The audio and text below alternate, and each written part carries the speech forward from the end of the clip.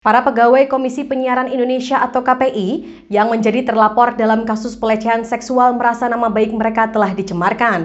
Mereka berencana melaporkan balik MS selaku rekan mereka di KPI yang menjadi pelapor sekaligus terduga korban dalam kasus ini. Tegar Putuhena, kuasa hukum dari terduga pelaku RT dan EO, menegaskan tuduhan yang dilontarkan MS telah membuat kliennya menjadi korban perundungan oleh masyarakat luas. Sebab MS dalam rilisnya yang viral telah menulis nama lengkap 8 pegawai KPI yang disebutnya telah melakukan perundungan dan pelecehan seksual.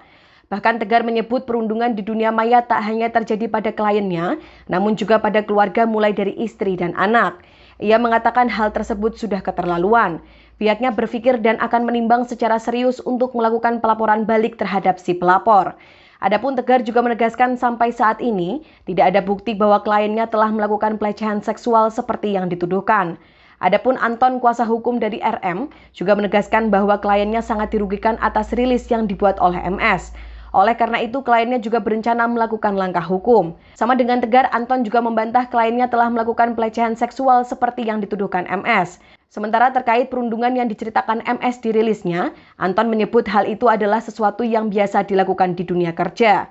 Kasus pelecehan seksual dan perundungan yang menimpa MS ini mencuat setelah ia menulis surat terbuka yang kemudian viral di media sosial pada Rabu pekan lalu. Dalam surat terbuka itu, MS mengaku sudah menjadi korban perundungan sejak ia bekerja di KPI pada 2012. Bahkan ia juga sempat mengalami pelecehan seksual oleh sejumlah rekan kerjanya pada 2015. MS sudah mencoba melaporkan perundungan dan pelecehan seksual yang ia alami ke atasan hingga polisi, tetapi tidak ditanggapi. Setelah surat terbuka MS itu viral, Komisioner KPI langsung membentuk tim investigasi internal guna menyelidiki kasus ini. KPI juga langsung mendampingi MS membuat laporan ke Polres Metro Jakarta Pusat.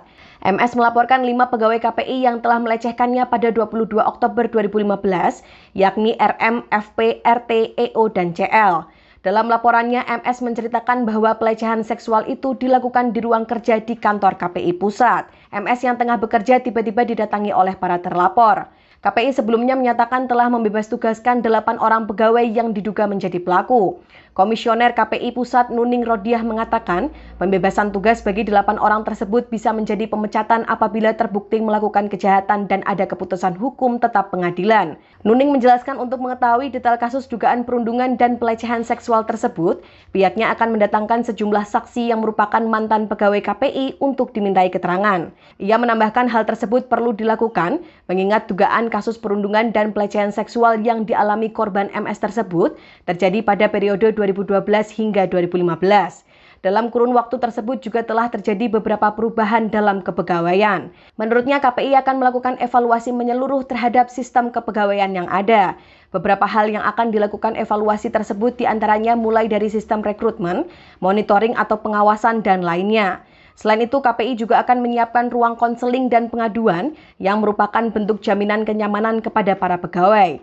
Hal tersebut juga bertujuan agar tidak ada lagi kasus serupa di KPI. Demikian informasi dari Tribun Jateng Update. Saksikan terus Tribun Jateng Update hanya di channel YouTube Tribun Jateng. Ikuti update terbaru dari sosial media Tribun Jateng.